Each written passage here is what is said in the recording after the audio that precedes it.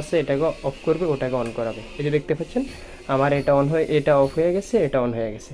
আমি আবার যদি একটু দেখাই, আমি লোডটা বন্ধ করলাম, আবার অন করলাম, এই যে এখন টাইমার সহ দেখুন, এই যে টাইমার এখন এনসিতে পাওয়ার আছে। টাইমের ডায়াগ্রাম অনুযায়ী 5 নম্বর পিনে পাওয়ার 10 সেকেন্ড পর এটা চলে যাবে 6 নম্বর পিনে। এটা হচ্ছে আমার 6 নম্বর পিন, 10 সেকেন্ড পর আমার 6 নম্বর পিন আছে। এই যে 10 সেকেন্ড হয়েছে, সাথে সাথে আমার হচ্ছে পাওয়ার চেঞ্জ হয়ে গেছে।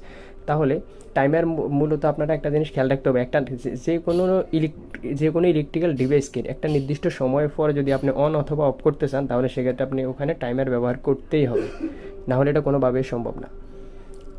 তো আমি আবার একটু অফ করে আবার দেখাচ্ছি যে আমার লোড বন্ধ। আমি এখন সোর্স পাওয়ার দিব।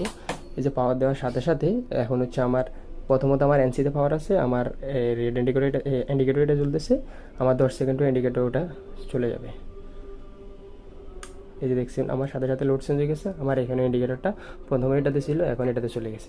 তো আমার এখানে যে 10 সেকেন্ড সেট করা আছে, আমি যদি এখানে আমি চাইলে এটার মাধ্যমে আমি টাইম আপ এবং ডাউন করতে পারবো। যেমন হচ্ছে আমি যদি 20 সেকেন্ড দিই, তাহলে 20 সেকেন্ড পর এটা লোড চেঞ্জ করবে।